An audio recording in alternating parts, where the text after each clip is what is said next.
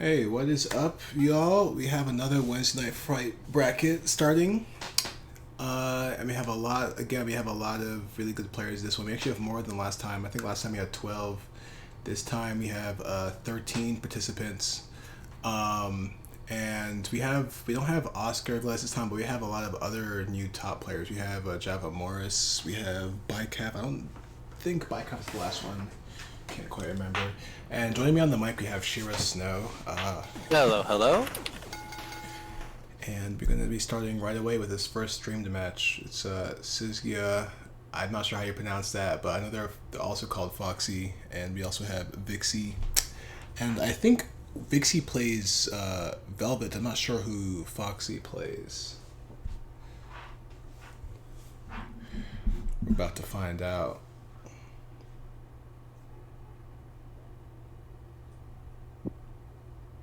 All right, let's see. Oh, Arizona. Oh, that's right. Foxy plays Arizona. That's right. Okay. Yeah, I was looking at the results, and they seem to have some pretty good results at Frosty Faustings. Yeah, Foxy had a great showing at Frosty Faustings. I do remember that. I remember I watched through all of Pools, and I just watched the whole thing because the horse game is sick. Like the horse game is really sick. I remember this matchup. I don't remember who I was talking to that plays Velvet. But the consensus that I got was kind of like the Arizona matchup is like great until Arizona gets in, and then it's like the most awful thing on the planet. Yeah. It's absolute pain for Arizona until she can get in, and then absolute pain for Velvet once she's in, because right. all of her defensive options are not that great. Like she has a DP, but Arizona. It's not great. Like right next to her, and right. It loses to short hop. Yeah, Arizona can just jump over it, jump cross it up, and it's like, well, this DP is now useless. Absolutely, and that first round kind of just proved that point right there. Foxy just got in and absolutely just ran the high-low short hop game plan on Vixie's Velvet right there. Yeah. Oh. I got a little bit of a lag spike, but I'm catching up really quick. I'm watching the game in 2x speed right now. Well, right now we got Vixie's running the icicle obstacle course right here. I think I just caught up to. I just watched Foxy just got Foxy get grabbed. Yeah, and then get the hit after that. Good use of the magic headbutt to try and armor through that. Does not work out though. Vixie ready with the punish. Going straight for the level 2, gonna get the slowdown. Oh my goodness, Foxy actually fighting back while frozen. That's kind of risky because while you're frozen, all your animations are slowed down, except for super, notably. Absolutely, and Foxy tried to make the read that the punish after the magic headbutt was gonna happen there again, but Vixie, well aware of the amount of meter that Foxy was sitting on, decides not to go for the punish right there and does not eat the frame trap level 1.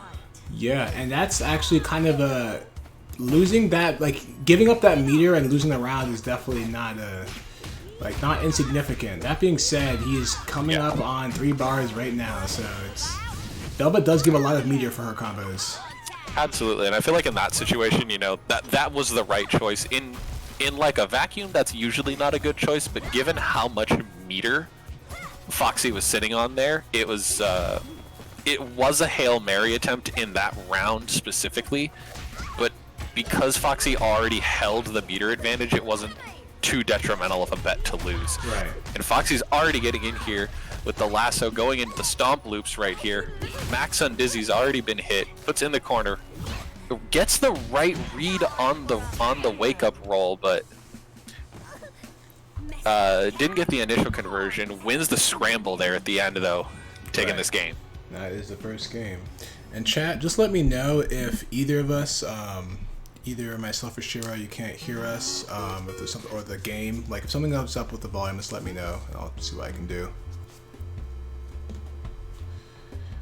So that's the first game. Let's see how each of these players adapts here.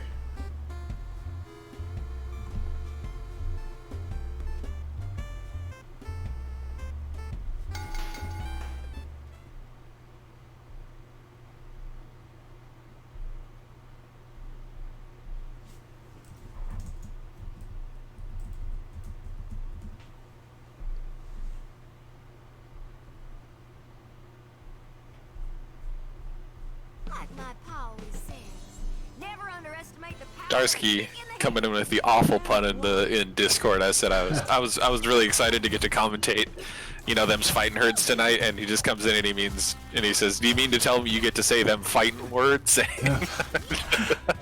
Does he know? Maybe he didn't know.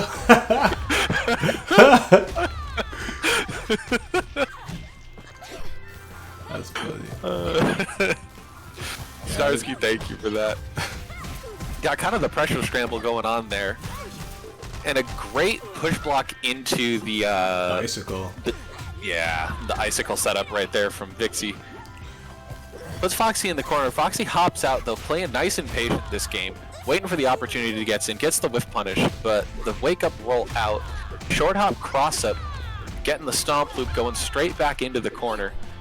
And this is not looking like the best scenario, but this hit could turn it around. The unfortunate drop.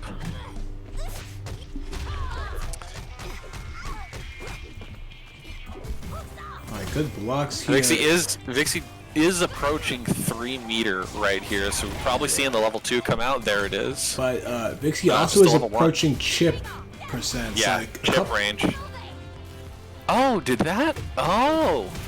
So I think what I just saw was that somehow, given how Foxy got hit there and when the level 2 was cancelled, mind you, Vixie still won the round, so it's not massively detrimental, but the knockback from level 1 looks like it knocked Arizona out of the hitbox of level 2 somehow, because I did not see any slowdown at all after that. Was Arizona getting hit by level 1?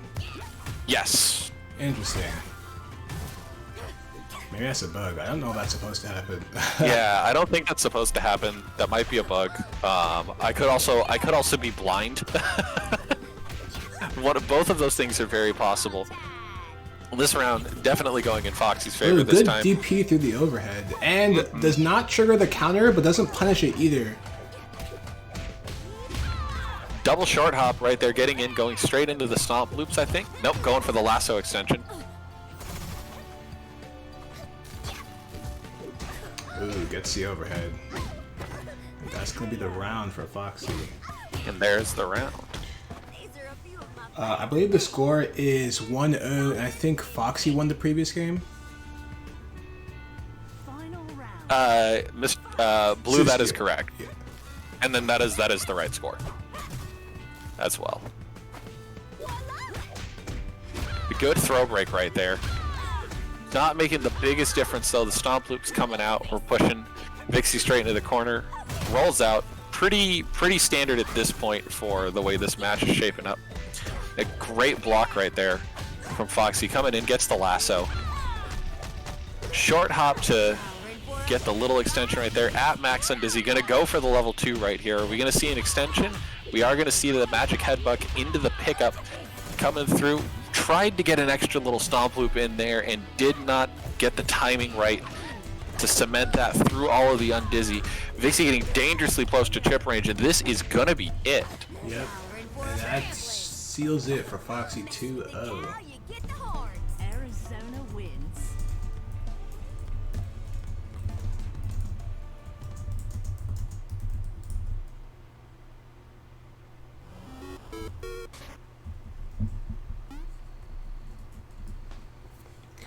All right, good stuff to both players though. That was some nice back and forth. Foxy will take that one 2-0.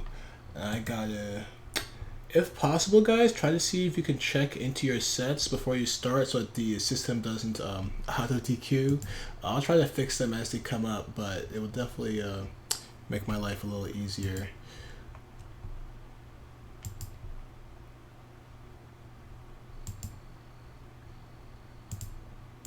Do you have a tweet out for the stream that I can retweet, by the way? I do not. I was rushing to get this started on time because I know it was running a little bit late for some people on the East Coast, so I did not have time to put out a tweet. All good. I will drop a tweet here really quick. Let's see. All Alright, and coming up we have Mita and Etherbeat. Mita plays Velvet and Etherbeat. I actually don't know who he plays. I never got the Etherbeat plays Arizona. I think no. Chanwa primarily, and then Arizona on the side a little bit. Yeah, you guys. It took me a minute to remember that. How do I say these guys can start? What's the button? Oh, I'm not in the page. There we go.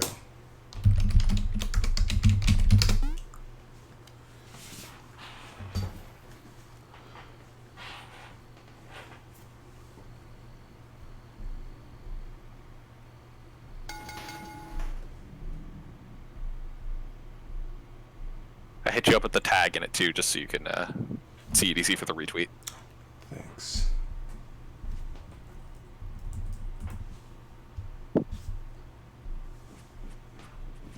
That was really good, Vixie. That is an awful matchup for Velvet once. Etherbeat once they get it on Shenhua now. I guess they're still trying out different characters. No. I meant to say Etherbeat primarily plays Chenhua, and plays a little bit of like Arizona and Ollie on the side, just for the enjoyment's sake. Oh, gotcha. But Old Marvel 3, you know, loves that kind of combo system. Chenhua's kind of the perfect character for somebody like that. And already we can see Etherbeat very at home with the movement that the magic system that Chenhua has presents. Yep. Mida not going to sit there and just kind of take all of them combos though. Pushing Etherbeat into the corner. The roll out helps. I remember Etherbeat was struggling with this matchup a lot last WNF. Didn't necessarily have the solutions to icicles. Didn't have the super jump fly inputs down consistently. Right. Which is very important in this matchup. I broke you without breaking a sweat. Round 2. Fight. And this is definitely another one of those matchups for Velvet that's just like, once Shenhua gets in and can just run the schmicks, it's really hard. But you can, because of Shenhua's movement options, you know, the super jump fly air approaches are fairly telegraphed in comparison.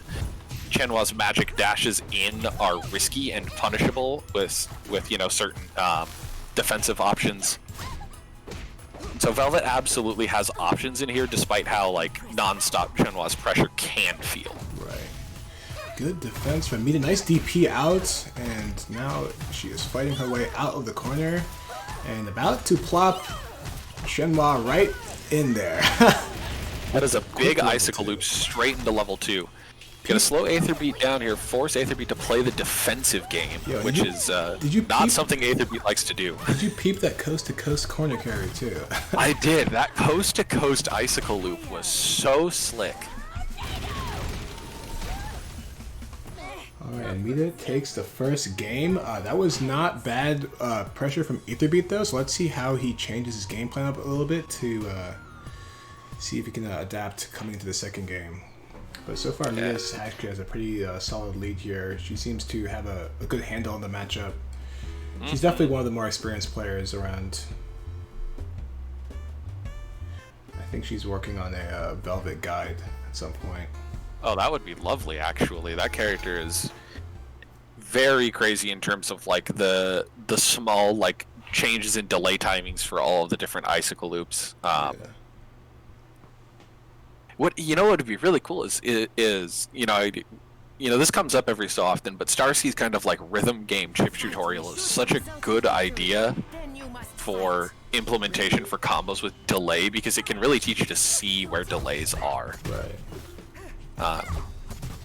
Shout out to fighting games being so deep that you could probably go 100 years of straight improvement on fighting game tutorial systems and still never have a perfect tutorial.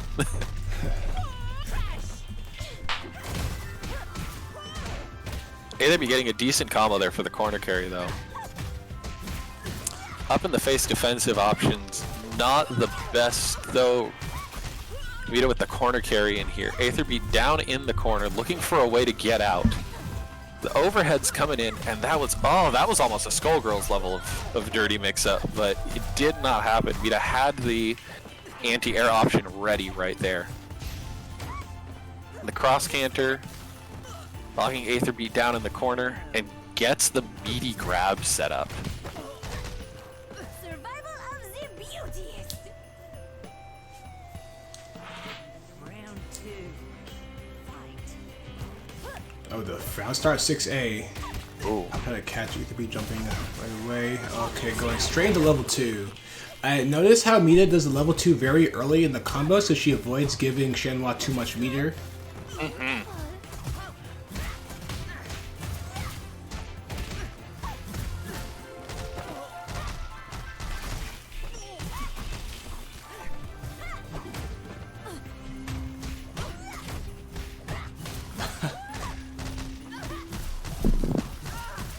Silly Blue saying Mina's got the Midas touch.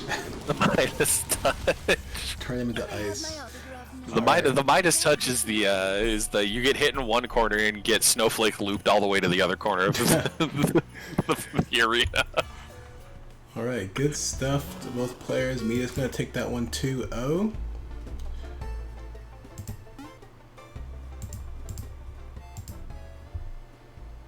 Definitely. And who do we have next? Next, I believe we're going to have K9 and Umbra. K9, aka surprise quotations, quotation marks. K9, aka the confusion noise. Got it. And Umbra, this should be Velvet versus Oleander. This is a very deer heavy bracket today. Yeah, this is definitely, I think we have 3 deers here now. Yeah, wow. That is a lot of deers. That's probably the most we've had in one bracket. It's not like last year's Oleander brackets, though, where we had 5 ollies in bracket at a time. Yeah. Yeah, I think we have less Oleanders this time. Some of them have been traded out for deers. Yep. Okay, they start off going to full screen, and Umbra already teleporting in. When Umbra within the first, maybe 10 seconds of this match, already making very gutsy reads. The Umbra classic right there. Gets the conversion in the corner, gonna get some good damage off this. And what is the option right there? Goes only for 1 read and goes for the meaty smite on Wake Up. Oh wow, they just completely missed each other. 2C low profiling under J2C hopping over it. And now Umbra's full screen has to either run the gauntlet or find space to build a magic to teleport in. Both options are supremely difficult unless, there's a flux in the zoning pattern you can take advantage of. And Umbra manages to find one, gets in there, going for another damage in the corner, drops the combo with the Undizzy, but picks it right back up, and it's all good. Umbra takes the first round. God, you never had a chance. Round 2. Fight. Goes for an L fireball right out of the gate. Lots of neutrals, lots of dash blocking, using that skid to kind of maneuver around Oleander's fireballs. K9 making excellent use of Velvet's movement right now, but the D-teleport gonna get in there really quick. Doesn't get a conversion, but that jump in JC is absolutely going to convert right here. Max and Dizzy going into level 1, straight into Fred.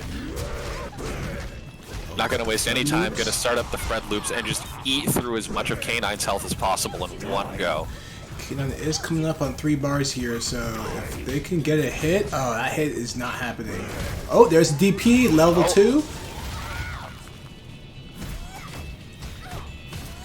And level 2 does affect Fred as well. Oh. It doesn't matter too much here because Here are Fred the is icicle gone. loops.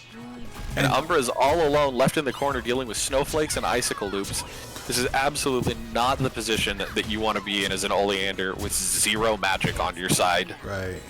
And the 2A, or sorry, that's 2C. That was 2C, right? yeah. Yeah, it's a 2C. The 2C just clipping the tip of Velvet's hitbox right there at the end. Game 1 going over to Umbra.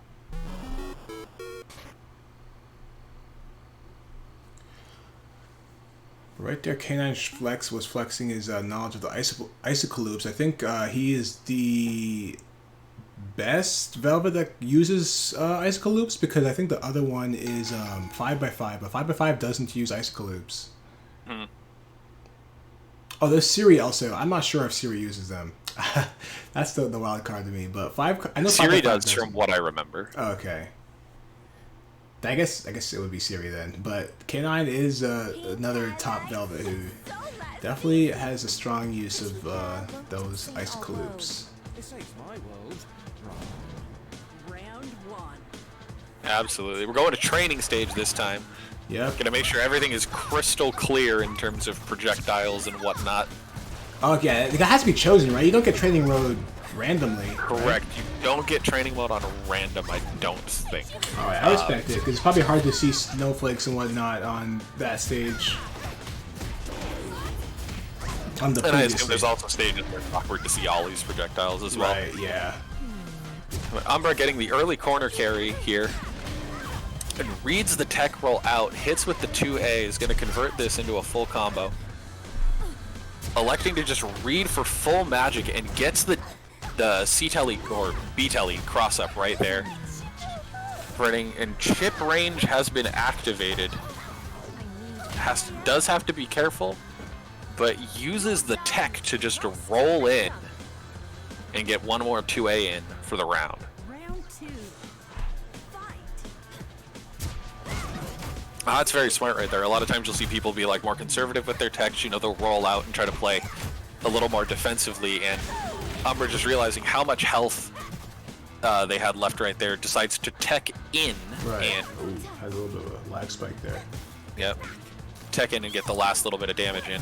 K9 right now absolutely putting the shoe on the other foot, zoning Umbra out, getting the combos where they come up, using the wind to pull Umbra back into pokes and just force them to deal with all of these icicles and snowflakes. It is an absolutely abysmal place to be without magic once again, but Umbra somehow manages to find a way in through the maze, is going to take this conversion, sitting on 2 meter, approaching the third. We don't get a metered ender, however, so we're not going to see Fred. And Umbra may be trying to go into the last round with as much meter as possible, so off the first confirm, Umbra can burn all 3 meters for a massive amount of damage, and it looks like that's about what's going to happen right there. K9 does get that. I think that was a 6A right there at the end. The fireball game coming in, building that last little bit of meter for Umbra. Oh, good jump out of the eruption there. Umbra recognizing that's not a gapless block string and jumped out. Very, very impressive right there. So the next hit that happens, so either Umbra gets a hit and K9 is eating a level 1 super, Fred, and then another level 1 super on the way down, or Umbra gets hit and is going to eat a level 2 right there in the raw level 1 into level 2 on cue. Level 1 does punish a lot of Oleander's like far range options like reading and fireball and whatnot.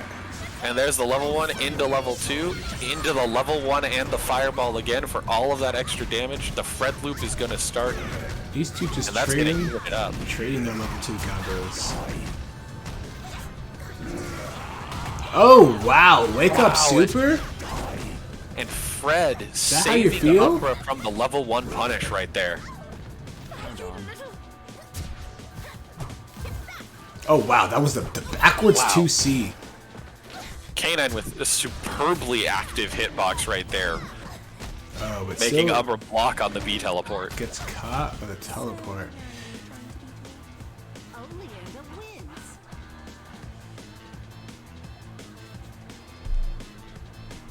So I think that makes it. Is that 2-0 Umbra? That is. Yeah, good stuff. Very strong showing from both players. Umbra is going to move on to winners semis. That last round was wild, just constant meter burn. Right. And next we're going to have Blue and Icebound. Should be Paprika versus Arizona.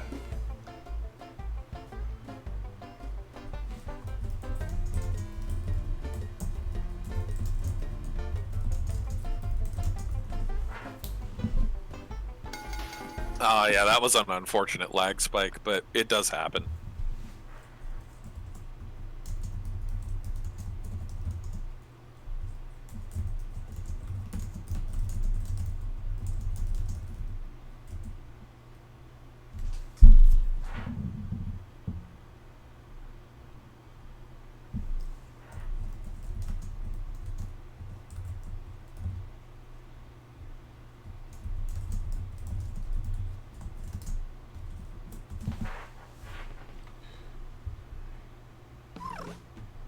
All right, so we got Blue and Icebound. Coming at you. Arizona versus Paprika. This is a change of pace from the absolute bevy of deers we've been seeing Right. so far. Yeah, both these players, well, kind of up and coming in some respect. Blue more of an up and coming top player. He's kind of the newest top Paprika on the scene, because we haven't really been seeing Linkster or any of the other top Paprikas playing this that much. But Blue has been holding down the fort for Pap. Icebound is an up and coming Arizona player, definitely making his mark at some events out there. So these two are going to be clashing it up. And oh, the counter was a little bit early. And that was a crazy teleport to cross up there as well. And a little bit with the cinnamon roll. Oh, he is out of magic though. Didn't hurt. All right, Magic Dash is out. Oh, the Lasso did not get punished. Dead angles. Oh no, not dead angle. Cross canter is out of the Rekka. If you ever chat, if you hear me say dead angle, just know that it's supposed to be cross canter.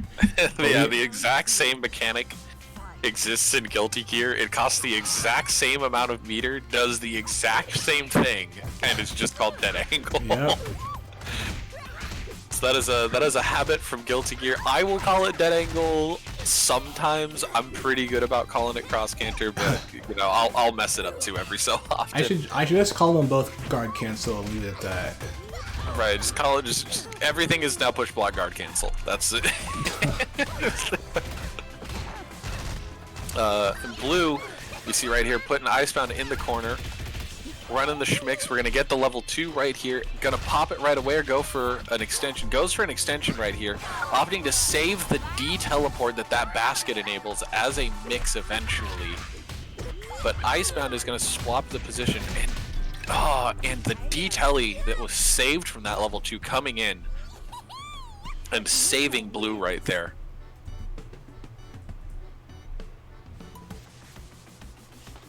Alright, Blue will take that first game then. Let's see how Icebound adapts. I don't think Icebound likes this matchup. I remember even when I was playing Paprika way back when I was still on pad, Icebound did not like the matchup.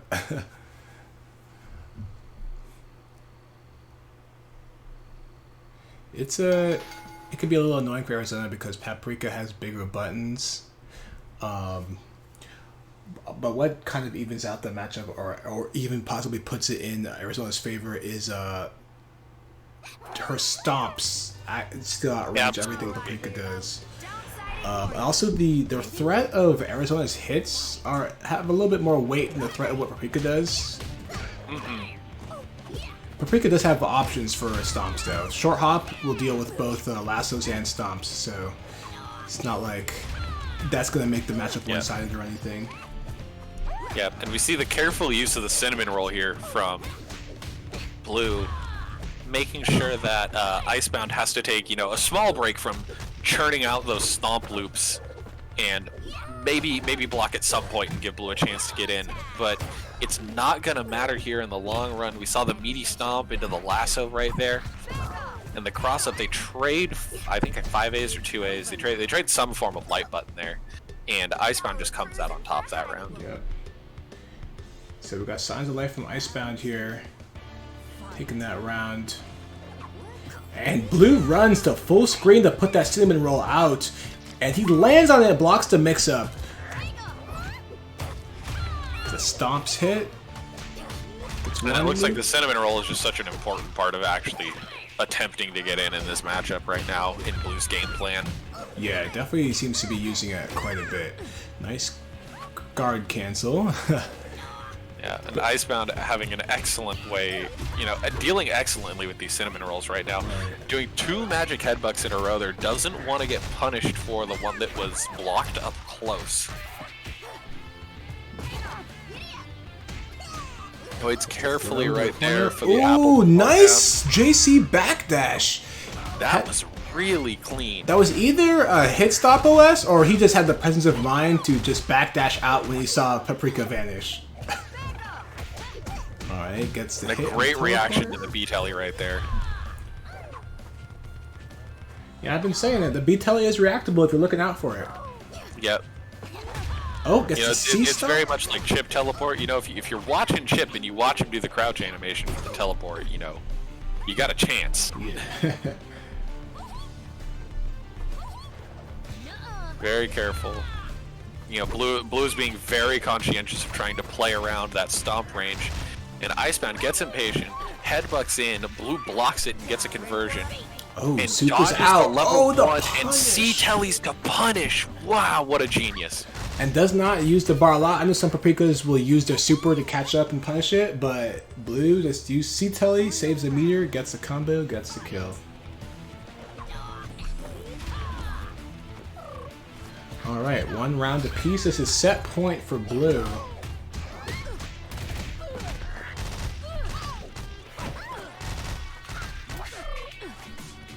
And being very careful right there. Immediate walk back after the B-telly. Recognizes, you know, wasn't at the range to punish, didn't press the button in time, and just didn't want to risk trying to trade with Icebound right there. Is instead going to take this significantly more favorable combo into level 2. Going to burn it immediately. Still sitting on 1 magic too. Yeah. But Blue is just getting ready to go in, sitting on 3 meter. Oh, healing up in classic Blue fashion. That's going. Wow. It was also just a bait. It seems like. Paprika wins. Wow. And Blue takes that one 2-0, but Icebound was bringing that one back. Good stuff to Icebound there. Unfortunately, he's gonna have to fight through losers now.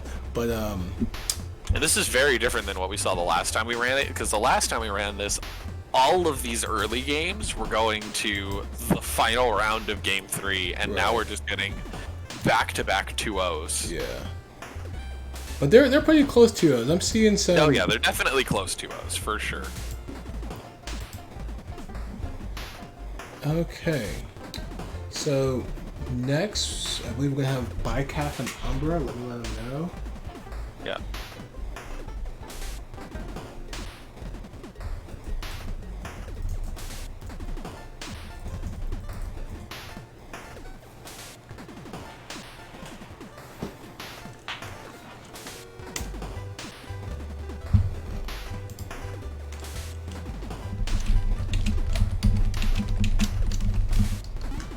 This is Umbra AFK. Please don't be that far AFK.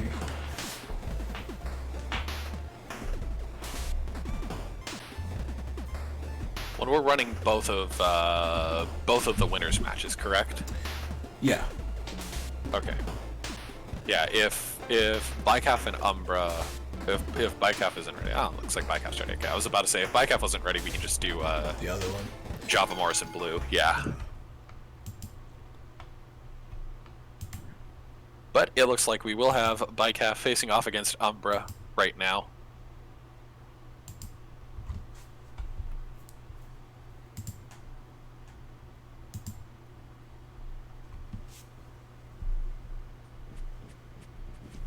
Dark magic?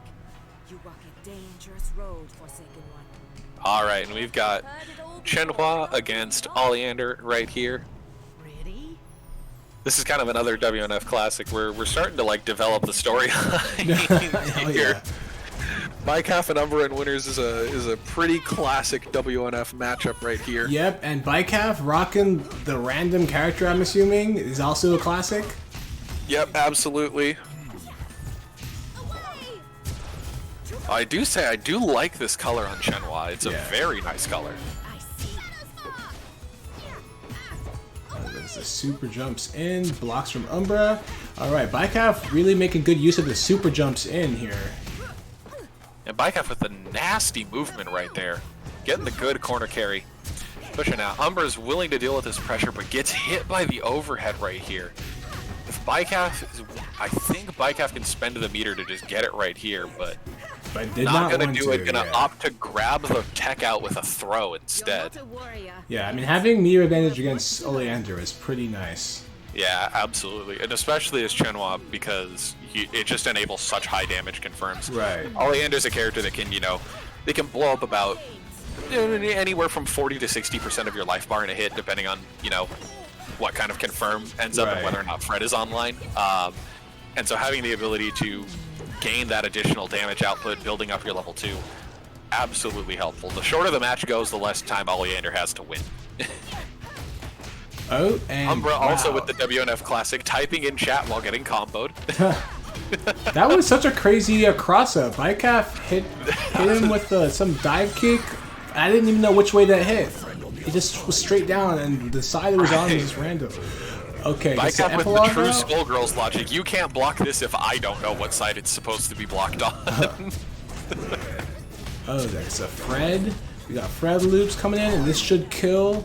Yep, and like I said, you know, the second Oleander gets a hit and Fred comes online, you can kiss about 60% of your health bar goodbye. That being said, Bycalf has not used any meter yet. So Bycalf has 3 bars, and Umbra has none.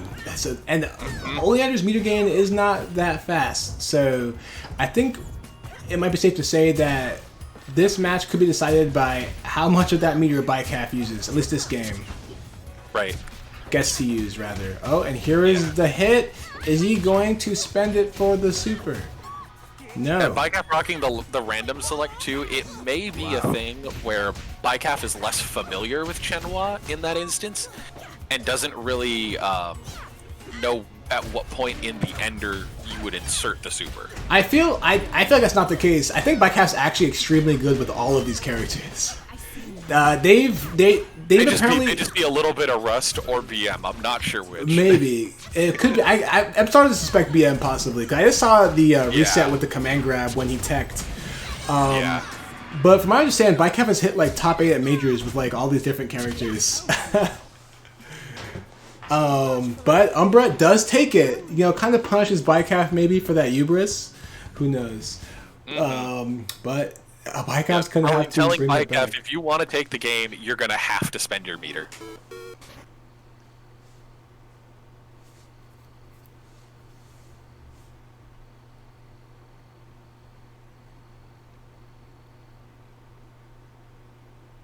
I've seen Bycalf play quite a few characters.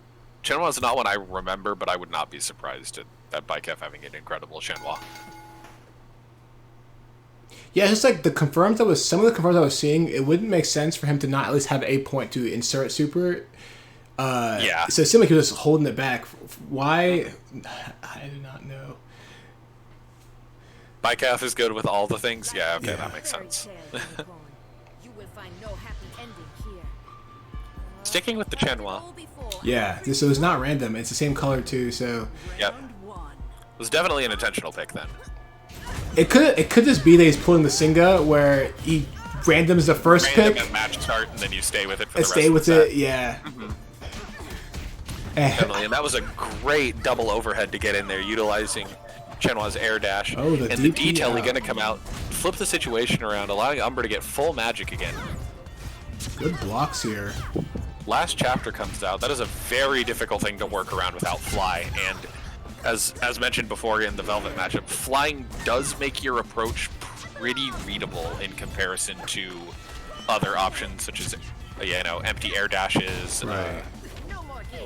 Oh, 7D to air dash. Gets the hit. Catches him low. Blocks the teleport. Doesn't punish though. Okay, punishes this one. Wow. Punishes this one. Almost a bait to take out both of Umbra's magic stocks. Now there's no magic, so no defensive options besides the universal ones. Oh, nice throw there. And Umbra expecting some kind of like 6D or something in, goes for the air smite on wake up, and Gets ends the up meter. getting some good meter at the end right there, and ends up winning a scramble a little later on that leads to the round victory. Yeah. And Umbra starting off with this massive confirm, gonna go straight into Fred, try and eat as much of Bycalf's bar as possible. Nope, just gonna build up all of that magic. Gets him all the magic, but still gets hit. And now that Fred timer is ticking down while we have the drops a combo. Shenhua's combos are pretty long, so it hurts a bit to have that combo happening while Fred is out. And that is a great cross canter right there. Okay, Locking Oleander down for the entire rest of the duration of Fred, and earning Bycalf a nice conversion in the corner. It sets up a mix-up right here. Now it's my turn. There you go. And I think Bycalf chose in that instance, I think not spending the meter was right. You know, I think the recognition that one more touch anyways is going to do it regardless of whether or not Bycalf spends the meter. You know, the extension would not have killed.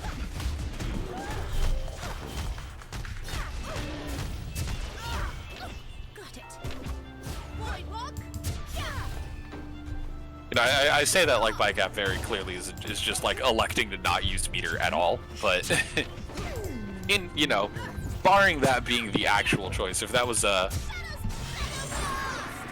you know, if Bycalf was spending meter, I would still say that in that situation that was the correct decision to just not spend. Right. Well, once again, That was close. Bycalf sitting on 3 bars. Final round. We haven't seen a super from Bycalf this set, right? No, not at all. Yeah. Alright. It's pretty clear to me what's going on, so, Yep. yeah, they're having some fun. Not gonna knock them. It seems Bycalf is a personality that enjoys, you know, having fun his way. I've noticed from previous tournaments also, so if he wants to challenge himself, doing it like this, then who am I to say no? Absolutely.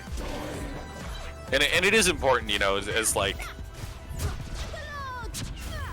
you know, don't necessarily, you know, we shouldn't necessarily assume that Bycalf is doing this out of BM. This could just be like, right. You know, I genuinely Have fun this you way. know, I've had days where I'm like, I genuinely want to see how far I would get in like a Skullgirls tournament. You know, with like never using a super or never using a DHC, right? Because I'm just genuinely curious. So this could just be, Yeah. no place of malice, just a genuine curiosity to see how far, you know, they can get without using a super. Oh, good block on the dive kick. No punishment though. Those dive kicks are actually very punishable on block.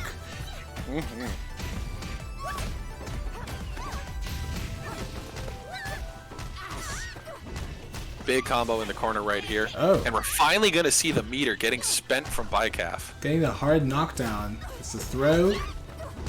You know, You know I what? think about it. I think we saw a level 1 in round 3 of the last set too. Oh, I must have just Because I forgotten. noticed that Bycalf went up to 3 bars at the start, and then at some point built back up to 3 bars. Well, doesn't Oleander have a meter steal thing from throw? Oh, she does. You are correct. So it may have just been that Bycalf got meter stolen.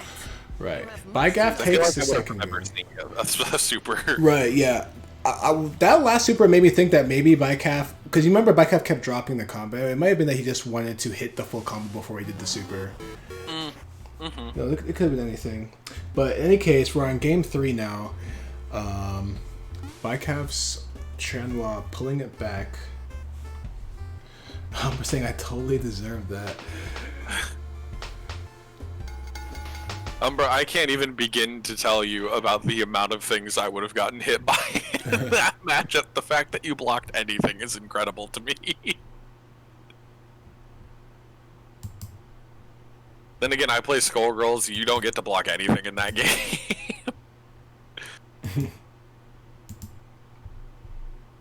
There's 8 different directions I have to block in that game, and all of them are the wrong direction because I got thrown. Come, show me your power. Red, look alive. Of course. Round 1.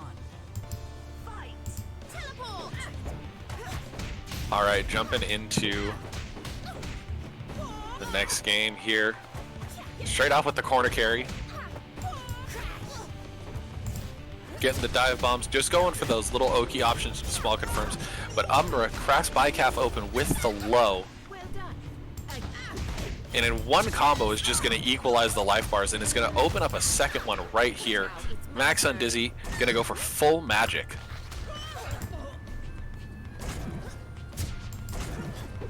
But I know it's called Juggle Decay, but I feel like every other game just calls it Undizzy, so I'm just calling it Undizzy. I think it's pretty much just proration, actually. So it is also it also determines like how fast you fall out of certain moves. The higher your juggle decay is, the faster you fall. Right, right. I actually think Paration. Cause I haven't really heard Undizzy out of Skullgirls, but I've heard Paration used for hit stun a lot and how far they fly for things like Marvel and whatnot. In any case, wow, Giant Bycalf might get the kill if they actually spin the bar.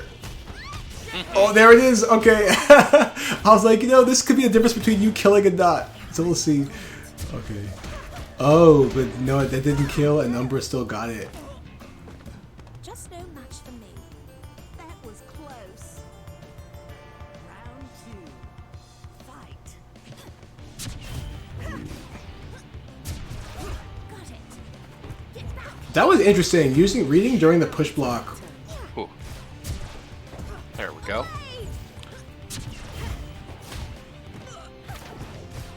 And, whoop. Excuse me for a moment here. Okay, there we go. Alright, apologies, I had to take care of something really quick. I am definitely back, and it looks like I'm just in time to watch Bycalf get a little ground slam right there. Umbra coming in. Yeah. Fireball smite, the classic Oleander approach. Bycalf gets his hit in though. It's gonna put him in the corner. Also, Bycalf's definitely been using super a lot more now. Oh, drops the bash. Gets the JC. That JC was really low, so Umbra might have tried to 6A it or something. Yeah, the increased use of the supers is making me think that Bycalf definitely was on the Singer strat and just hadn't random into Chenhua at all today and was just taking a moment to remember, oh yeah, this is my super confirm. Alright, and we are on set point here for both players. Final round. Fight. Getting immediate C-Telly just to gain that space. Oh, wow. The bash goes right overhead. Umbra gets a little punish off of that, but also gains corner pressure against Bycalf. And this confirm is going to be huge. Going to put Bycalf right back in the corner here. And this is going to be Straight Fred. from Fred, and I think we're going to see the Fred loop finally come out here. Yep, there it is. Just wants to get all of this damage. Doesn't want to give Bycalf the chance. And Shenhua does have the lowest health in the game. I know it. There it is. Perfect. Shenhua does have the lowest health in the game, so she dies much faster than everyone else. Burning everything to close that out as quickly as possible. Alright, and with that, Umbra takes it 2-1.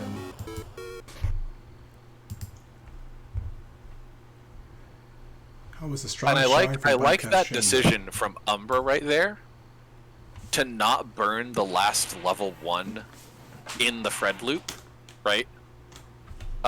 Because the combo was already significantly prorated. Right. And instead just going for the Fred loop and going, okay, well if I save this, then my next touch is guaranteed to kill because I have the 1 meter to spend on the beam to kill it off, to finish the health bar. Alright, and we are getting Java Morrison Blue in here. Yep, it's going to be Paprika in Arizona. Java Morris, one of the best Arizonas out there. I would say one of the top 3. Top 3 being Bubble Boots, Koi, and Java Morris in some order.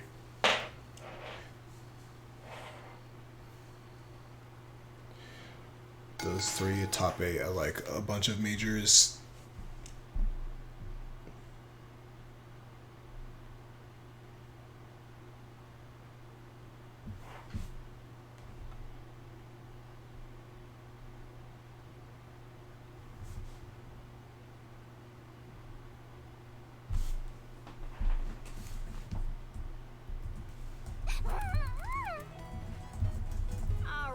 All right. Don't sighting warn you.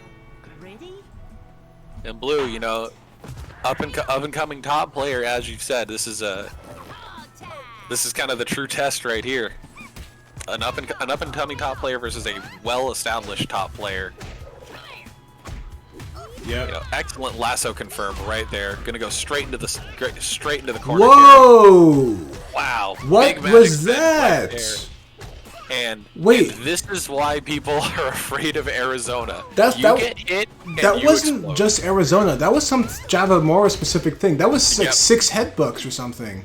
That was a absolutely I've never seen massively that. optimized combo right there. Can someone's gotta tell me what that was? That was like 6 headbucks.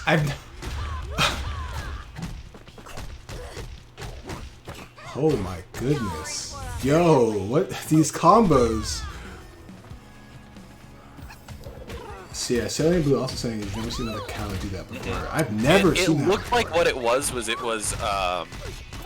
an early headbutt in the combo. Oh, right? oh my god, I know what it was. Java Morse was talking about this. He was lasso canceling. Yeah, that's what I was gonna say. And I was gonna say it looked like it started the lasso animation and then just did something else instead. That's crazy. That's almost. I feel like that can't be intended. That kind of juggle seems illegal. Yeah. Yeah, that's like Elfelt levels of shenanigans right there. Yeah, Umbra letting me know. Java Morse has specific cash shenanigans that are actually going to be patched. I remember at what was that big TFH tournament that happened that Main 6 ran? Oh gosh. Grand Stampede, yeah. At Grand yeah. Stampede, Java Morris showcased another tech of Arizona's that I think has been patched out now. I think it was called, I don't know, it had the name. Oh, there it is again. 4 headbucks that time. It was something to do with round start and hitting them with a headbuck in a certain way, and you could just keep on tumble comboing them when they should have been able to tech, but it doesn't let them tech anymore. That's so weird. Yeah. You just kind of like tumble lock them basically, and you just keep comboing them into tumble. I think the lasso cancel is a cool concept, right? But that was but it's for free. That does way too much damage. I feel like I would be fine with that if it cost you like magic to lasso at all. Right. At that point, I'd be like, yes, please lasso cancel because holy, you need the damage. Yo, But- Main 6 has got to love Java Morris. He's play testing their game for free. Right, troubleshooting the game, bug testing in the middle of tournaments for free.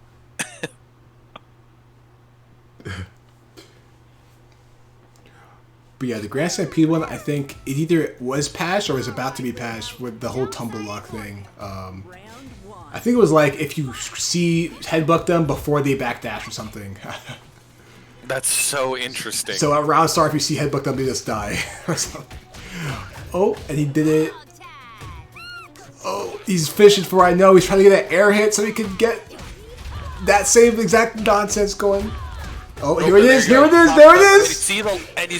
You can see that brown like trail just show up barely on the screen, and that's the lasso cancel right there. It has a very slight visual cue. Yep. You can see it, just the way he's playing, he's just fishing for anything that will launch him to the air so we can get that going. That's so funny to see. Java very much attempting to make a point like, hey, this is here, either it's intended and you're going to let me keep doing this or you're going to fix it. Oh yeah, that sounds like Java Morris. This is in the game? Well, I'm about to use this, and I'm like, either this is going to be my strongest tool, or you're going to take it out. Either way, exactly. One of us is like, it's a win-win. Your game gets better, or I have the strongest tool in the universe. Right. All Yeah, right, that was Blue taken out. borderline win the round off of one hit kind of damage. All right, Blue fighting back takes that round. Just straight for level 2. I was gonna absolutely lose my mind if that confirmed into lasso cancel loops.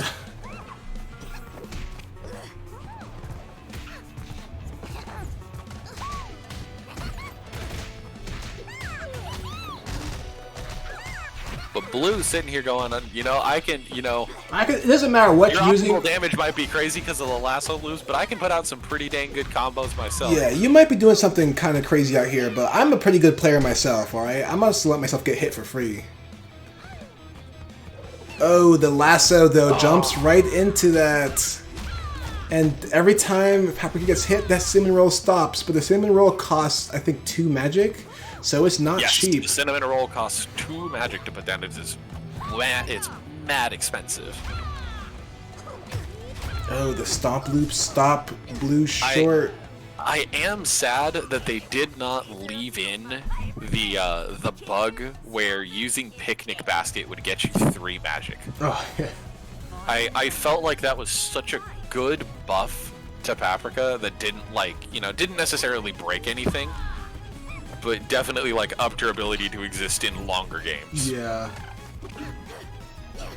And allowed her to use item toss a bit more liberally.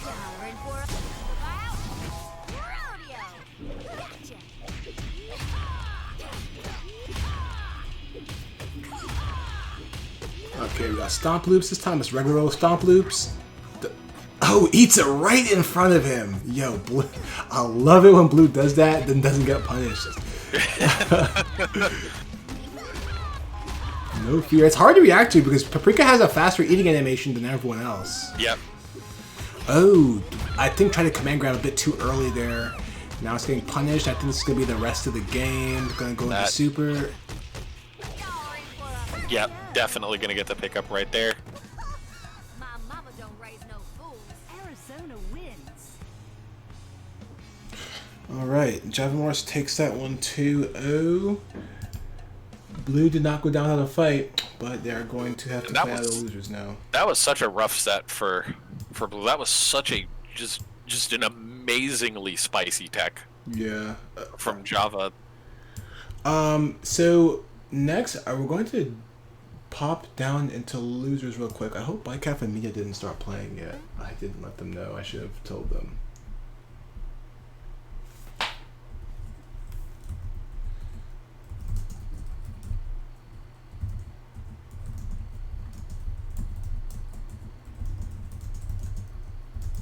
Bycaf is literally just like right there, AFK. Yeah. By the way, he's just standing there.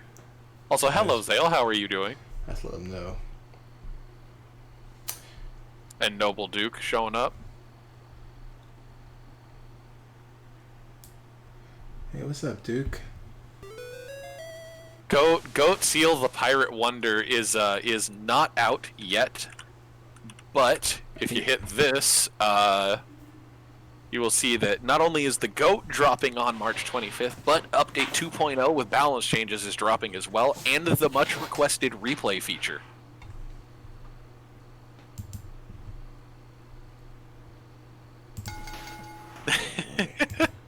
Java, that was that lasso cancel. Wild. 15 days. Just absolutely wild. No, dude. That's Annie from Skullgirls that dropped at the start of the month. Come, show me your It's power. Cloptimal. Oh my god. I'm gonna ban you. Oh my god. Alright, Bycaf and Mida playing very patiently right here. Bycaf knowing just can't go in for free because at the range they were at, Velvet does have that DP right there. Mida knowing, I can't press any buttons carelessly because that's going to let Bycaf get in for free.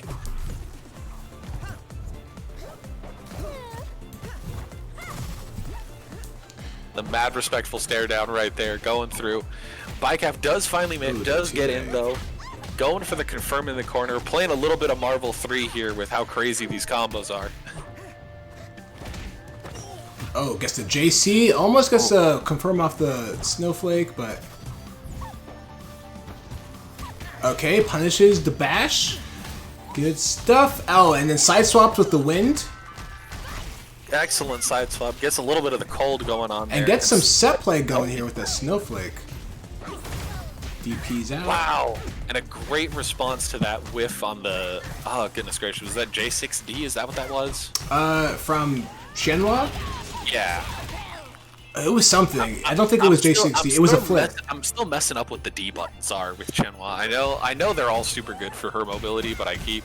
They all involve D. Yeah, the flips are the backwards ones. So 9D, 4D, right. And 1D. So it must have been either 4D or 1D. Mm-hmm. Everything else is a firecracker kick. Got you. Alright. Might have an excellent showing against Bycaf right now. Yeah. And how many deers do we have left remaining? I think 2. we have Mida and K9 Yeah. remaining. Or Mida, which one? I think is it's Mida. I think. Yeah. I think someone confirmed it for me before, but I may have misremembered. So. Okay, Mida. Okay, I gotta fix that then. Oh, it's no, Mida. it's It's Mida. Mida? Okay, Mida. Mida it is. I Thank you, K9, misremembered. coming through with the knowledge.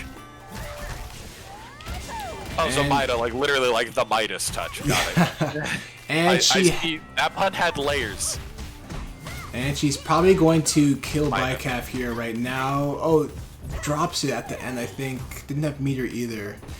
Does almost have 3 magic though, so she'll be able to reversal if she has to with the DP. Oh dear, oh my god. The puns. Oh, there it Oh is. my god. Oh my goodness! Bash through the DP. Wow. And if any of you aren't aware, Velvet's DP is a projectile, which means it loses to projectile invuln moves like Shenhua's Bash. And oh my goodness, is Mia ever gonna get out of this corner? The next hit's gonna kill. Oh, okay, the throw tech. Oh, oh my god. What a reversal. What a round right there. Closing it out just in time. 3 seconds left on the clock, yeah. Why is it a projectile? 'Cause she's a zoner. Everything she does is a projectile. I think is Real eruption. answer, I have no idea. I Even- feel like it shouldn't be, but it is. Her shatter is also projectiles for some reason, like her big low slide shatter A. That's a projectile right there. Yeah, I remember that being a projectile. The one I'm not sure about is her shatter B, which is like the big anti-air that she does from her body. I'm not sure about a projectile. I wouldn't be surprised if it is, but something tells me it isn't. But K9 would know. Okay, gonna get the hard knockdown. Okay, nice DP out, gets the projectiles up and ready. Okay. Oh, the wind! That must have been a misinput. There's, Wow. I have that happen to myself too sometimes. You try to throw a snowflake out, but you accidentally hit 4 or 6D. You Yeah, get, you get the wind instead. And that's, Yeah. ugh. and then that one just like sucked Shenhua into her. Oh my gosh, that's the most frustrating thing. This We might be seeing the level 2 exception finally. Yep, there we first go. time from Bycalf wants to kill, but drops it. it. Oh, nice Give 6A! Mida the chance. And a level straight 2. for the level Wait, it 2. happened again! Oh, okay, no, it didn't. It didn't. I thought it did. No, that one picked up. That one picked up. Yeah. Gonna put Bycalf in the corner. Get the set play going on right here. Don't let her out. Don't let. Oh, it happened again. That's so scary. Oh my gosh, the cross up. Oh. And the cross up falling air normal. Now K9, my bad. Let me add you to the list. It timed you out for typing the same letter too many times. That was just game 1, so let's see if. Oh goodness gracious! Mida- What was the command regulars? Oh, it's yeah, I got it.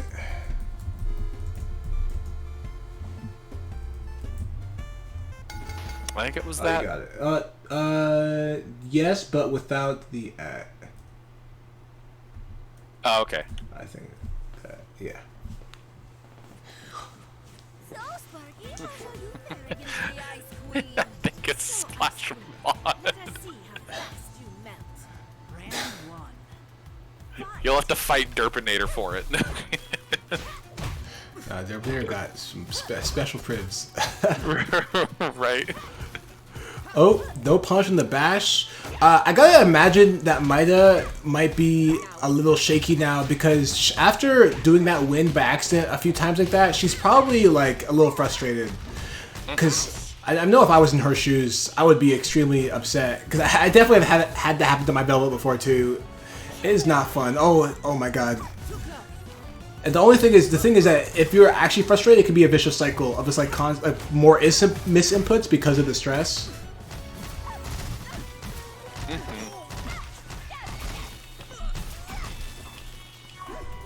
Get the big loops in the corner coming in for a lot of damage here. Okay, I guess I'm gonna flip that around. Nice 6A. Gets a man, pickup, the the back side and forth. swap. Excellent damage coming in here with the snowflake loops. Going to close out that round for Maida. And good stuff. That was a pretty clean round. They both got 2 bars. I'm guessing that if Maida gets a hit, she will go straight into level 2. And I would absolutely not blame them for that. There it is. There it is. No chances wants that slowdown. And going to play aggressive during the slowdown as much as they can. Try and push Bycalf into the corner just like that. I think it was the cross-up tech.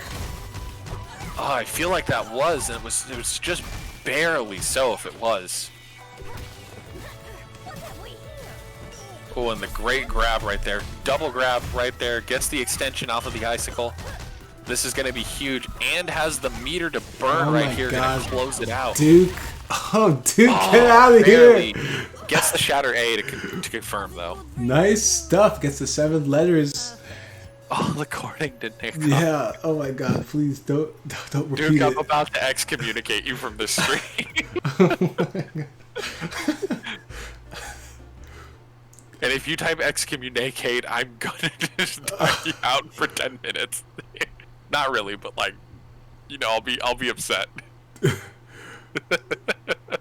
All right, let's see how this goes. Let's see if Bycalf counter-adapts or if Maida's taking it home. Because I feel like she had to answer during the first game, but there was a few misinputs. But this game, she got to cleanly execute everything. So let's see if Bycalf can answer back. Never seen perfection before. Come, show me your power. Ready? 5 go. Oh, Neikaku, I'm so mad at that. Well done. Again. Duke, I'm not. You're not gonna hear the end of that one from me for like a month. Oh my goodness. All right. Well, it started off with Bycalf getting the corner push. Might have making a little bit of space, but Bycalf winning the trade right here. Ooh, and Maida coming back in with the clean wind to push Bycalf into the corner.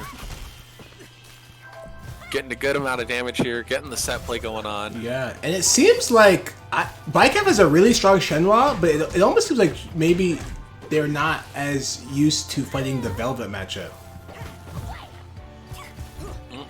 Because he definitely got hit by a lot of 6As and stuff. Okay, but that being said, definitely got... Oh, and also got hit by a lot of DPs too, blocking them as well. But blocking them is not winning because those DPs are plus on block. Definitely, definitely. But you know what is winning is this combo right here. Yeah, right now this is about to win the round, so definitely winning the set. Bycalf is on set point right now. I believe that is correct. Round 2. Fight. Wonderful.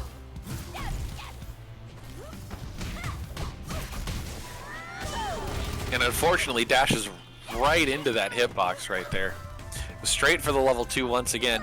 Maida's going to turn the aggression on, gets the throw set up right there. A little bit of a maze right in front. Bycalf clips Maida with a little something, doesn't get the confirm. Does get the confirm this time, though. Okay. Oh my gosh, the box dash. Just literally dashing the box around Maida. Okay, gracious. Good blocks. Oh, gets a throw. Bycalf just moving around this so quickly around the screen. Oh, the throw? I think it was throw tech, but Bycalf didn't throw, so they got thrown. Oh, the DP! That's a frame trap DP right Wow. Excellent choice. Going into Shadow C, picking up that extra. there. Not taking any chances. Going to level 2. Oh, no, it dropped. Yeah. Nice throw tech. Great throw tech. The DP. And if you think they're going to try to throw tech, or they're just automatically dialing it in, the DP will just kill them. Yep. It is invincible, so you can frame trap whatever you want with it.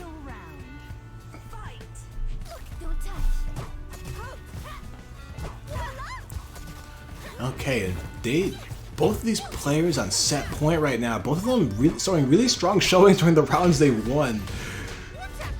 Absolutely, and Bycalf getting in there, cracks Maida open with the low, doesn't convert it for a ton of damage. Very patient play from both players right there. Oh. Excellent throw tech. Oh, with the 2B, nice guard Great cancel. blocking. Cross canter comes out, and the snowflake is going to hit from out of nowhere, giving Maida access to this massive combo right here. And then the Gonna set pull play. out a life lead. And there it is again, the frame trap DP. It's baiting out the throw tech. And this is going to be big damage coming in here in the corner. And the throw, once again, it did not have the icicle set up for the confirm, but the This raw is level it, I one think. is blocked. I wish just go into super, please. Just do it. Okay. Had to flex a little bit. I feel like if you granted the super, it would have killed, but didn't drop the combo. Good stuff to both players. Might have pulling out 2-1, pulling out ahead. Really strong adaptations from her right there. Mm-hmm. And that will put... Okay, let me see.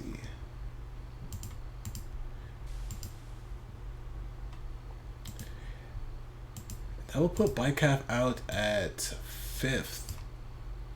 So good stuff. Viola will move on to loser semis, and now we have Blue and K9 coming up. And you two can just start whenever. It's going to be another Velvet against Paprika.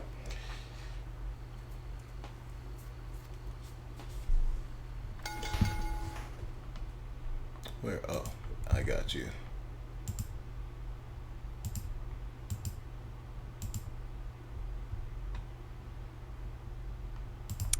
Umbra forgot to check in. I got it. Umbra, don't you forget to check into like one match almost every AW and a half? It's like every other one you forget to check in, and then you're like, okay, I gotta remember the next time. And then the next time you remember, and then you're like, oh, okay, this isn't so bad, and then you forget. Yeah, I think everybody in WNF has been DQ'd for not checking in at least once. Yeah, alright, and... Oh, Get the broccoli Velvets right away. clashing with the broccoli. And already we got K9 in the corner, but now they're fighting out the corner. Alright, fighting strong. Yeah. K9 getting in that damage, setting up the maze again. Oh, and Rabbit catches has the a B difficult telly. time running the maze. It's exactly like you said, because teleport is reactable. Yep. And as long as the Velvet player has their zoning patterns dialed in, they can just look for the they can just watch Pap for the teleport without a care in the world. But Blue, knowing ways to get in anyways, Yeah, Blue's manages to get quite a bit of damage on K9, and with Don't the 5A, get waits as for the good. cross-up. You don't get as good with Paprika as Blue is without knowing some of the tricks of the trade for getting past these Absolutely. zones. I remember when I was learning the when you were playing Velvet, when you first made the switch to hitbox, one of the first things I learned was like, okay, well, how do I, I play Oleander because, I'm a filthy degenerate that doesn't have time to put in the game. So I was like, okay, well, how do I play against Velvet if I don't have magic? And it's like, oh, well, I had to learn how to run the gauntlet. Right. Or how to, like, find a space to charge where I shouldn't have space to charge. Right. Gotta see the holes. Alright, Keon takes that first round. Instant level 2. Quickly did not give them too much meter. Jaffa getting DQ'd round 0 because it's optimal.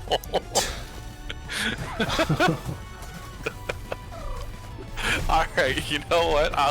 I'll accept that. That was good.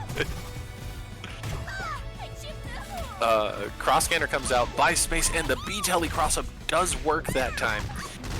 There's an element of Pap where it's like, if you go for the same option enough times, eventually they'll expect you to become smart and do something else, and that's when you get them. You refuse to be conditioned. That's the strat. Exactly. You can punish my B-Telly all you want. That was the but tech, by the eventually way. You'll give you too much credit.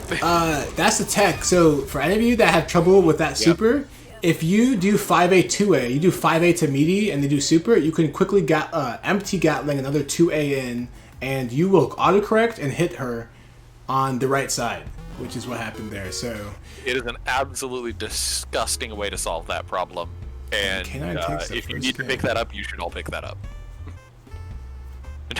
Nice Abare.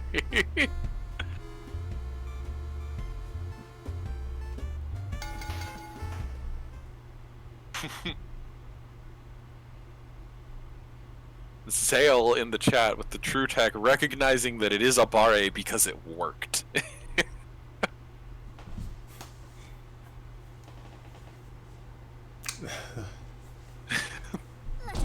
That's the rule, right? If it doesn't work out, it's mashing. If it works, it's Abare. Yeah, with the mustache and the suit and everything. Exactly. Alright, and blue gets the first hit. Got K9 in the corner. This is going to be a little painful. Yeah, gets the short hop overhead. Another. And this Oki is brutal. K9 not rolling out of the corner to get away from the pots. Finally got some magic. Like that whole beginning of the round was brutal because K9 did not have any magic to DP. But we got magic now. Ooh. And the C telly out of nowhere. They'll cut K9 doing the snowflake, and it looks like blue might have a. Yeah, it looks like blue's looking out for these projectiles, trying to punish them with the C telly. But TK Icicle does not have that much recovery to punish. And the cart loops coming in, getting that big damage, gonna seal out this round.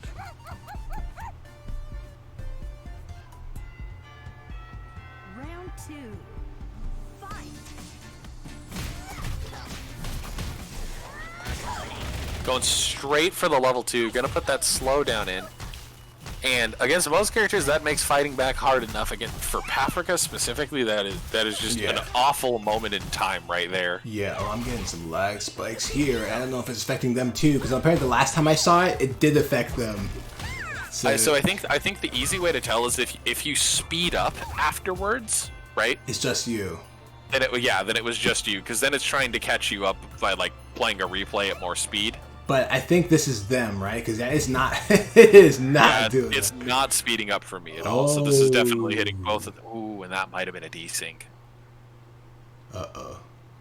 Well, we'll let them finish up, I guess, and then we'll see what they say when they come out. Well, I don't know where these two are located. I think K9 is East Coast, I think. I'm not sure where blue is located. Yeah, that is indeed a big rip. Blue is Mexico. Oh, so they are pretty far from each other. Okay.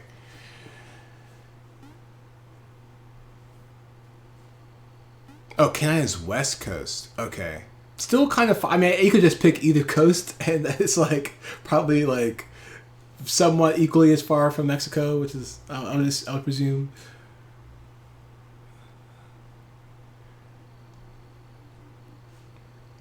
Yeah, that was definitely unfortunate. That was shaping up to be a real kind of back and forth right there. Yeah, they're still going on, so I'm gonna assume that they're because it's gonna be awkward. Like when this set's going on like that, it's kind of awkward to restart a game because like, well, what about the advantage I had? So if it could also just be that like we happened to desync as spectators, but they're still managing to be able to play their game. Yeah. Which it looks like that's what's happening. I feel like I'm definitely gonna hear something about lag spikes, but we'll hear about it if he loses. Well,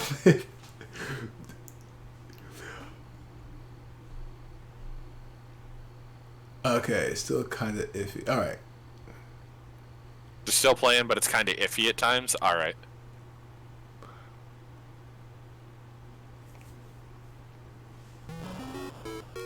Blue takes it. Okay, so I think that makes it 1-1, right?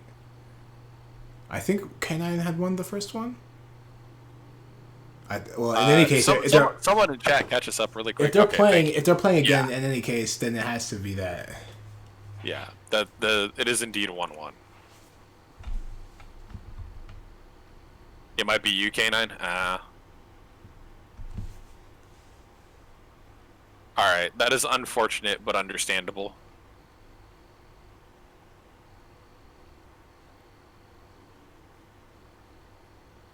Yeah, it's a bit... Okay, probably gonna check some things. They may be doing a little relaunch right there. Yeah. Oops.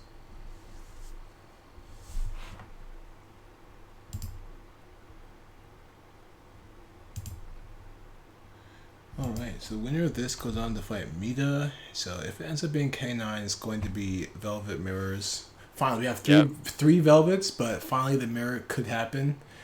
Or Blue could just be running the Velvet Gauntlet. The Gauntlet. Yeah, Blue could just be on the loser's bracket run.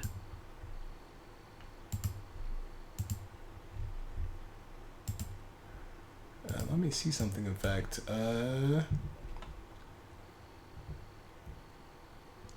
No, Blue had to buy. Okay, it almost happened. But I was trying to see if Blue had fought Salient Blue earlier. I think there was one previous WNF where the two fought each other. I think, but it was one set ahead of where Salient Blue was. I am looking at the Rev 2 bracket in the meantime, and right now they're on winners semis. GC Yoshi and Vict are playing it out, and CT Warrior and Diamond Dust are in winners semis at the moment. Oh, and you said losers was Vict and who? So winners semis is GC Yoshi and Vict, and the other winners semis is CT and Dandycam. Oh, damn, good stuff to Vict. Yeah, Vict has been on an absolute tear. Both Vict and Kavatog have been on a tear recently.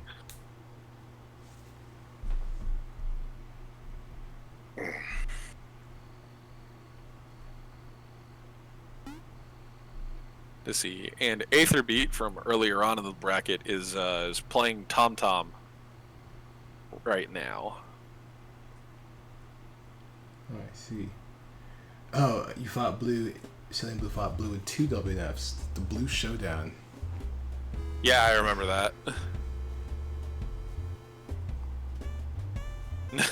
There's a missed opportunity for a bonus stage where you hit a vehicle for no apparent reason other than it's just there. What if on like the max difficulty in the arcade mode it suddenly fights back? Oh man.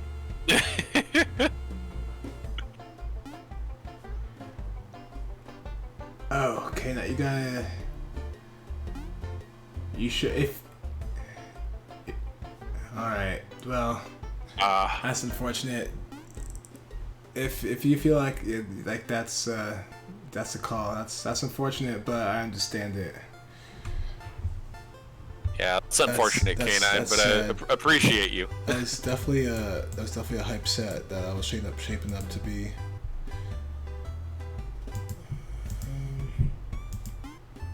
Alright, so that means it is going to be Mida and Blue. Mida and Blue, yeah. Yeah, we do not get to see the team kill, unfortunately.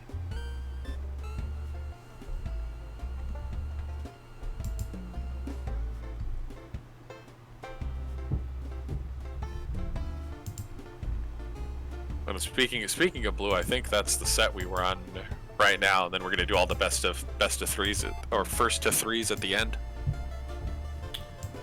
We or do you want to run Umbra and Java now? We can just do loser semis right now. They're already up. Yeah. Yeah.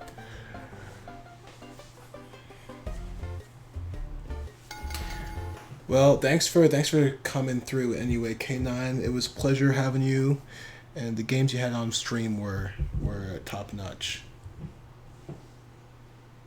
Yeah, this bracket is mad stacked. Yeah, this is definitely some crazy stuff here. Let us break the ice. Yep. Casual reminder for those of you that watched Frosty Faustings this year, like 6 out of the top 8 players are WNF regulars, so this bracket is always stacked. Yeah. And speaking of stacked, right now Blue is stacking up this damage in the corner against Mida. Gets in again, going straight for just the big confirms. Are we going to see the level 1 come out? Nope. Nope, didn't get enough meter. Oh my gosh, Icicle covering her back. The Wild Pap comes out of the woodworks right there. 5 teleports back to back. Now, I think here we might be seeing the difference between Mida and K9 when it comes to preparation for Paprika and the way Blue handles her. Because I think, yeah, K9 was showing a lot of like readiness and like composure in the face of Blue's teleports and kind of caught like most of them. But right now we're not really seeing the same thing from Mida, but maybe it'll shape up in the future games. Blue is absolutely ready to just send it, and Mida did not have the catcher's mitt on to catch those teleports. Right. Got to see that adaptation come through. You know, a little bit more patient play. Watching for the B tellies to come out specifically. Those are definitely punishable. Oh, good DP out, and that gets rid of the cinnamon roll. Great DP. Nice confirm there. Alright, Maida fighting back right now. Oh, not letting him eat for free. Finally, someone stops Blue from eating. Yo, finally. Okay, blocks the teleport. And now, see, the problem here is blocking the teleport is not the same as punishing the teleport, right? Ooh, gets hit by the C teleport. C tally. Paprika wins. Okay. Might have fighting back a little bit in that last round, but Blue still clinching it with the teleports.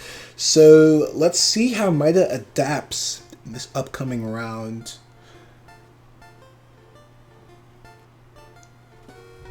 Or game, rather.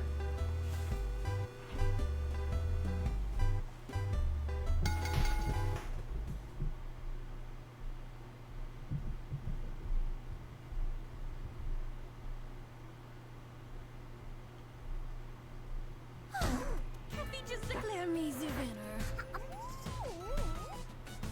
Ready? Fight! Blue at the ballsy start gets thrown though.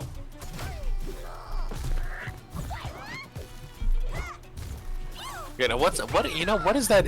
That's eruption is the move where the ice pops out from behind you, right? Yes. Okay. Like yeah. eruption, where at 3 different points in the screen, right? Yeah. Yeah. And then the DP is the magic eruption. Got you. Okay. There's something I'm missing. Blue gets another crack in with the low right there. Gonna try and carry Maida as far to the corner as they can manage. Gets the grab right there. Gonna get another combo off of that. Juggle Decay is cranked up to the max right now. Going for the confirm. Does not spend the meter. Goes for the raw C telly. And Maida's ready this time. Blocks, punishes with Shatter A into the level 2 Oh, super. what? Almost gets the wind switch, but it doesn't work. And Blue just absolutely willing to fight back through the slowdown. Maida brings this combo in. Going with C Shatter. Oh, good blocks. Okay, gets the throw, gets a pickup off the icicle, misses it. Oh. And Blue with the Abare option. It's Abare because it worked. Reminder. Yeah. Tech buttons for the win.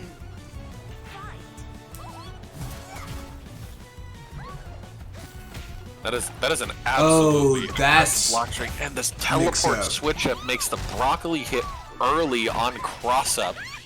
Not enough time to react to the side switch there. That was just a guess situation. It did not work out.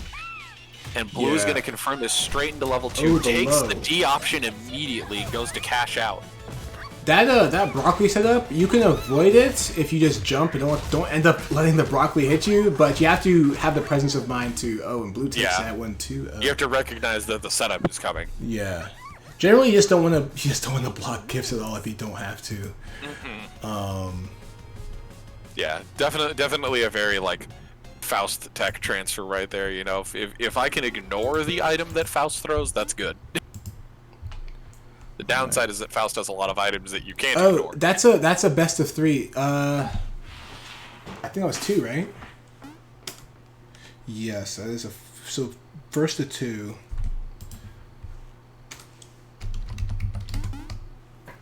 Because that was semis. All the next sets are now going to be first to 3.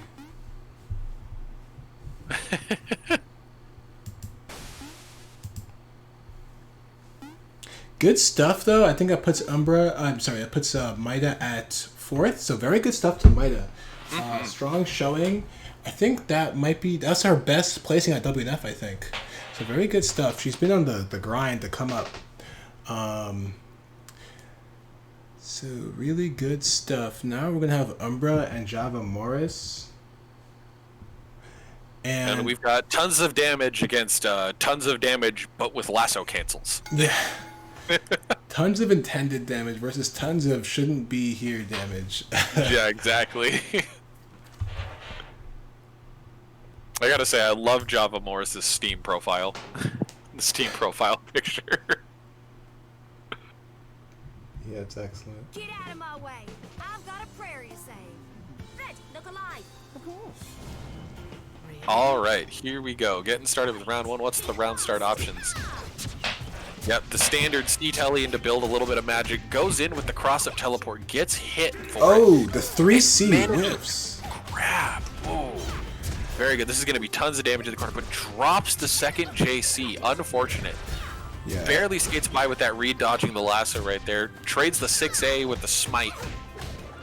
And Java Morris is finally going to get in. Oh, the Going in cross-up here. JC. Cross up short and looking maybe for the lasso cancels. Not sure. The D teleport comes in though. And this is going to be a lot of damage. Nice backdash out to space for the combo, the mix-up.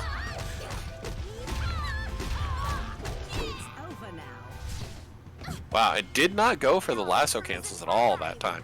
Yeah, that I don't would think he assume got the those are chance wildly to. difficult too. Well, I think you have to get the nice launch for them.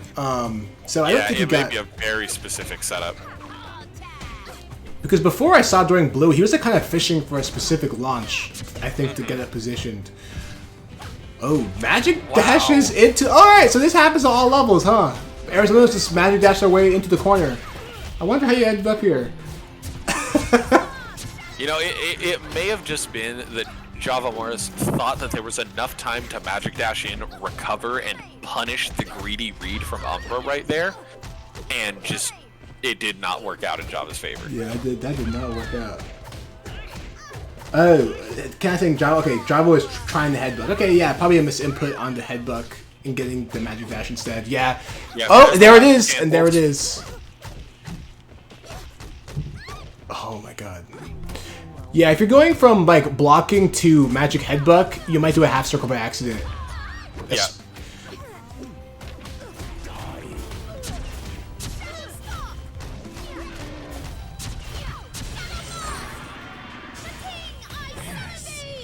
And this should be And Umbra it. just gonna cast these out into the loops. Absolutely recognizes. Oh, You know, could have killed with one more super.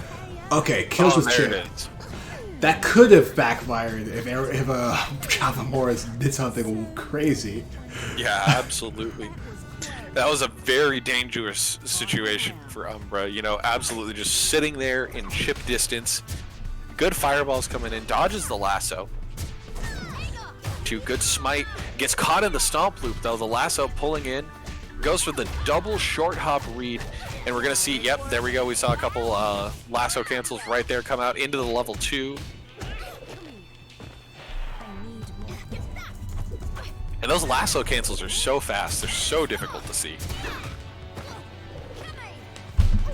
But it's you know, definitely like 4 headbutts in a row at lightning speed just tells me that there was a lasso cancel in there somewhere.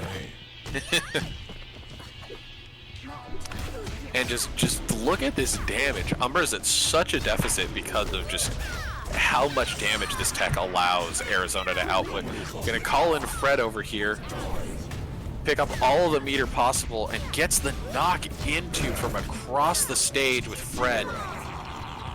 Sets out the last chapter. Oh, and blocks the level 1, catches it with Fred, but does not get the combo off the end. Smite picks up though, and that's gonna be a Fred loop for the game. Just no match for me. That was close.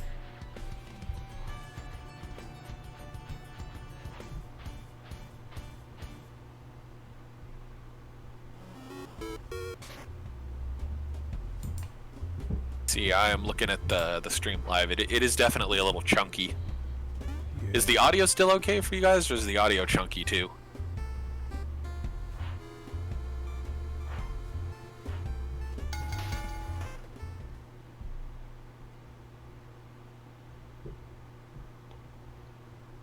I changed some things. Let's see if it improves a little bit. It might be the case of just my net here.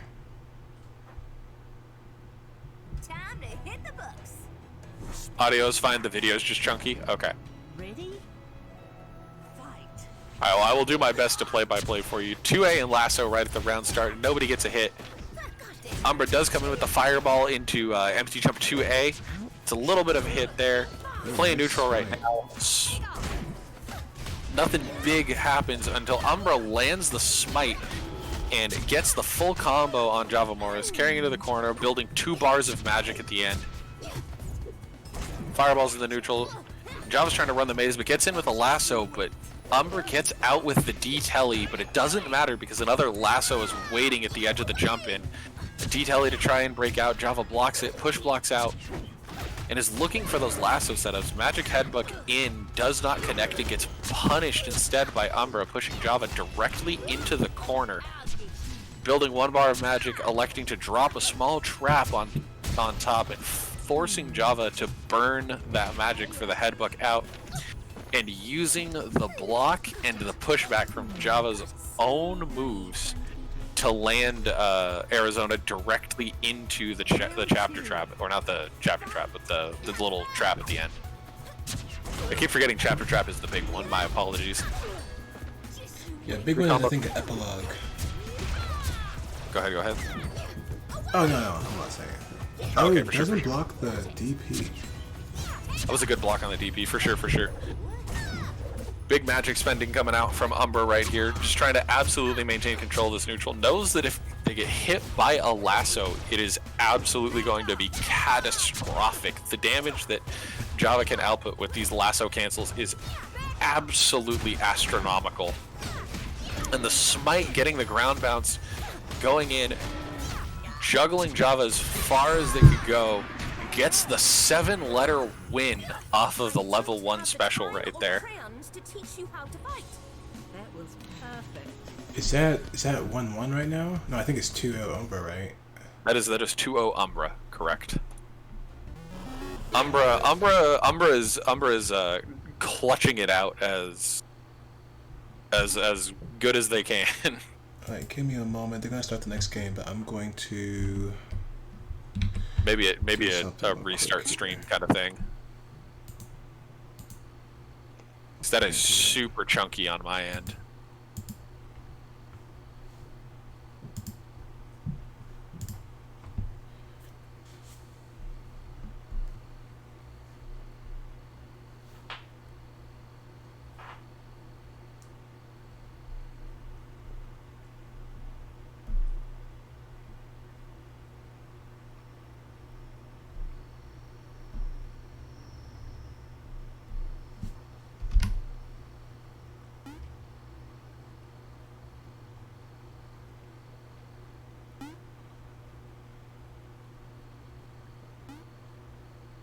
Okay, hopefully I did some things. You guys can go. I think this should be better now. I'm hoping. It says my bitrate has improved, so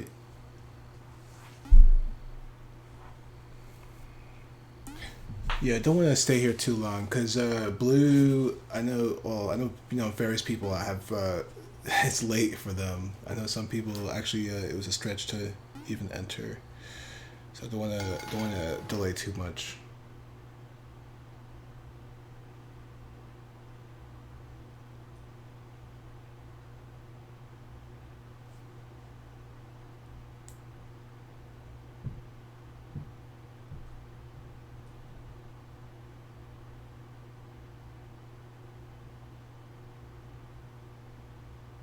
There's still the occasional stutter for me. Time to hit the books. Alright, unfortunately I cannot check anymore. I'm here for the play-by-play. Yeah, I'll Let's get after going. this set, Java. I'm not trying restarting the stream. Okay, for sure. Well, I'm gonna try and keep it seamless, but little bits of neutral, a little bit of chip damage. Java got a small confirm in there for about maybe 15% of Umbra's health, which is pretty small in the grand scheme of TFH. Oh, but does finally catch the read with the lasso. Gonna get a lot of leverage out of this, straight into the stomp loop. Are we gonna get the correct height set up for the lasso cancels? We are not, but we are gonna see a bunch of damage come out anyways. Umbra going down to about 20% total HP. And the magic headbutt gonna just allow Java to sneak in there and absolutely steal this round away from Umbra. My mama don't raise no fools. Round 2. Fight. Alright, and the smite does not connect, gets caught out instead by the low from Java Morris. Grabbing with the lasso, pulling him back in, getting as much mileage out of this combo as they can. Runs the mix option with the overhead short hop. Absolutely cracks Umbra wide open right here. Converts into as much damage as possible. Going in for the straight up for the level 2. Getting the ground catch right there. And goes for another reset option with the short hop overhead again. He's maximizing this damage, and Umbra is just in chip range right there. Absolutely nothing you could do about that. You hate to see it. And what an insane round from Java.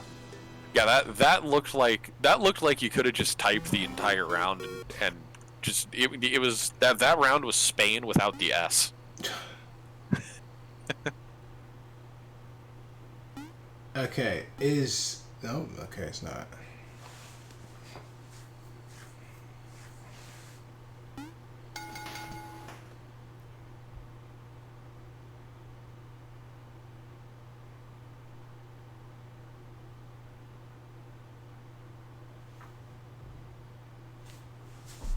And it is now 2-1 in Umbra's favor, if my count serves correctly. Sure, Umbra will correct me the next time they get comboed.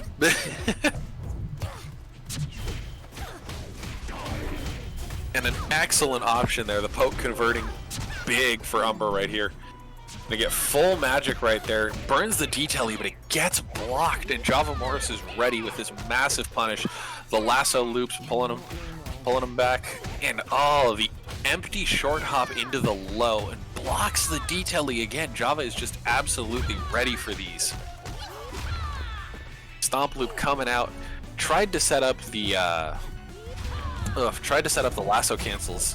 Didn't get the right height, and that was such a weird situation with the cross under. The lasso cancel comes out there in the corner. Good extension, good corner carry.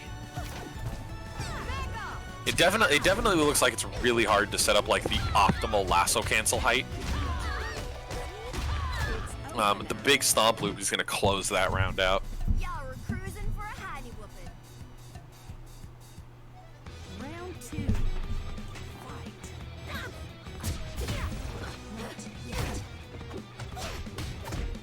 Oh, the OTG combo. If you do not tech, you can get a full combo off of it.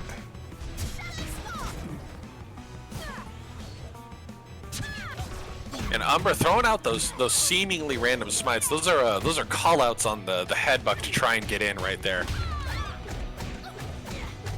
Oh my god. Oh wow, and the lasso loop. Well, and you know what I think makes the lasso loop so terrifying is how little juggle decay it builds. Yeah, it seems like it's gotta be optimal for damage. Yeah, absolutely. It's so much damage for such little juggle decay. So it's 2-2 now, right? I believe that is 2-2. My mama don't raise no fools. Arizona wins. Yeah, he got a lot of momentum for sure.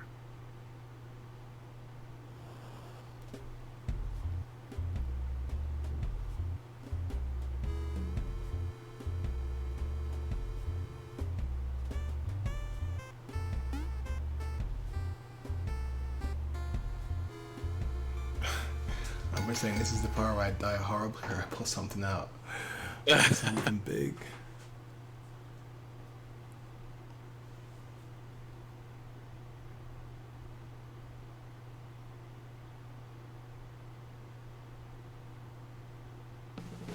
Time to hit the books. This book is back. Round 1. Fight. Oh no, no. Okay.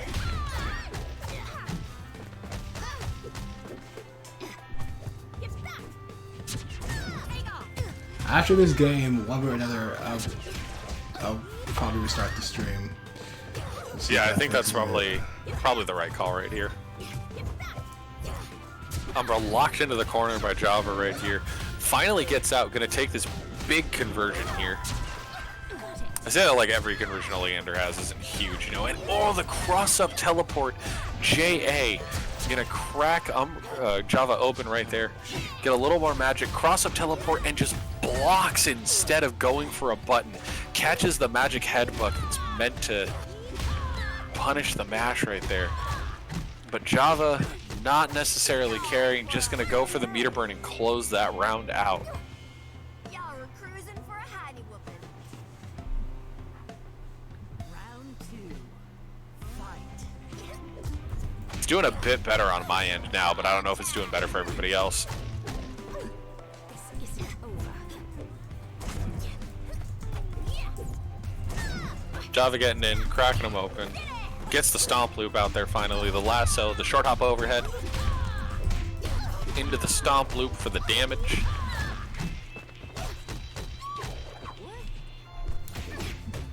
And just a brutal display of combo knowledge right here from Java Morris, and this is just unfortunate. Mess with the cow, you get the horns. That was perfect. You know what? I'll just restart anyway. Yeah. Alright.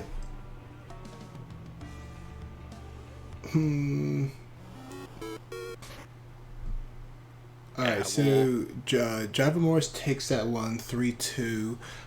Just give me a second.